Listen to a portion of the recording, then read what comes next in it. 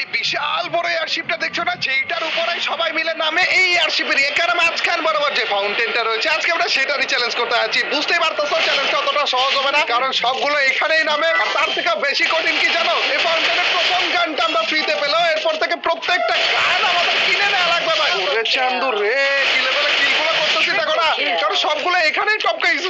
And আমাদের লুটও লাগবে। এটার ভিতরে একটা এনিমি রয়েছে বলেছি ভাই। দাঁড়া অন্যান্য এনিমি আসার আগে তাড়াতাড়ি করে এখান থেকে আরো কয়েকটা গান আবে।